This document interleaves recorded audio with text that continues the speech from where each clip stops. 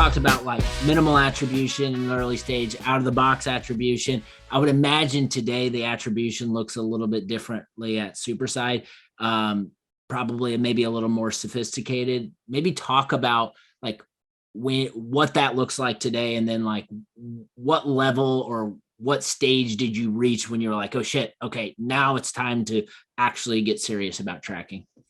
Yeah. So what we noticed started happening, particularly as we moved up market and started selling mostly to enterprise, was that, as anyone that sold to enterprise would know, it's not just like the one or two people that you're talking to. It's an entire buying committee. There's a lot of different people you want to influence and talk to. You don't actually know who holds the purse strings. Like, someone might say like, oh yeah, I'm the decision maker, but they might be, but they're not the economic decision maker. So you're trying to like figure out all of this stuff.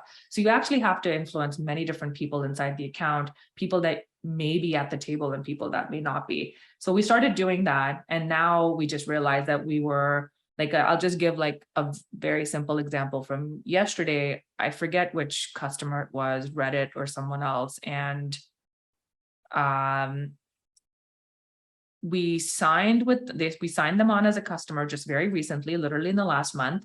And someone else from the company booked a call with us, and they're now a prospect. But that Reddit person and the original Reddit person we thought had nothing to do with each other. We actually even told them Reddit's already a customer, and they were like, oh, I don't know, okay. But turns out they're all on the same team. So then you're like, okay, what do we chalk this up to? We also couldn't tell where this person came from. Like, how did they actually book a call? We were confused about that. So I think,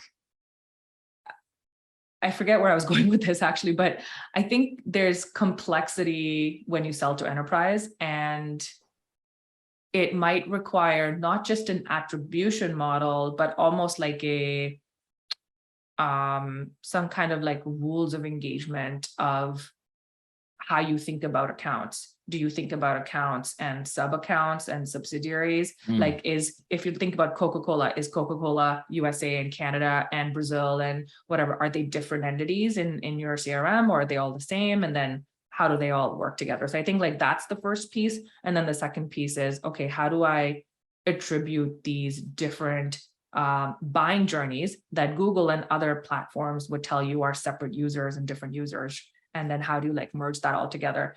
So we've tried to do that in a couple of hacky ways. We have built our own homegrown model that, I will admit, has not told us anything drastically different than what we already know. So we've done a ton of work in the last 6 months to build this homegrown model with some people who have done this for like really large consumer companies, actually. So they're extremely smart, these like math PhDs, but the end result is we haven't learned anything drastically different. So that's the irony of all of this. But that being said, the one thing that we agreed on was that we were going to slice up the attribution into 3 stages, and it's different for every company. I think consumer companies are actually like much simpler, because you attract somebody, they go to your shopping cart, they either check out or they abandon.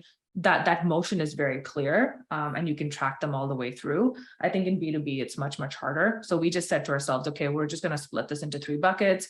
Some first visit, someone coming to our site, conversion point, and then eventually pipeline. I was like, let's just have, those are the 3 things we want to measure. And it's okay if those 3 aren't stitched together, but we just want to know what campaigns are leading to the first visit, what campaigns are leading to the second part, and then what's actually leading to real dollars pipeline. And hey, at some point in the future, if they can all be stitched together, amazing. But I don't have that expectation today.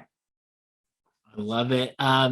Basic punchline is that I'm gathering from this is like, your attribution model doesn't need to be perfect, as long as you have some insider instinct on what's going on. Obviously, Superside has seen tremendous growth, and it sounds like you're still trying to figure out every little thing that you can track in order to kind of push your initiatives forward. So don't get caught up in attribution. keep doing great marketing, I guess, if that makes sense. Yeah, and look at the data on your own. Like, I am a total snoop. I look at Salesforce every single day. I look at every lead that comes through. This is like my side hobby. And I like, actually, earlier, before this team got this to this size, like, I used to have a second screen that just like would refresh the leads. Like, every single lead that came in, we had a report, and I just wanted to see everyone, because that was like a gut check of, like, a real-time gut check of, like, are we attracting the right people? Because, like, it would show company size, buyer persona, would show all of the stuff that's important to us to know.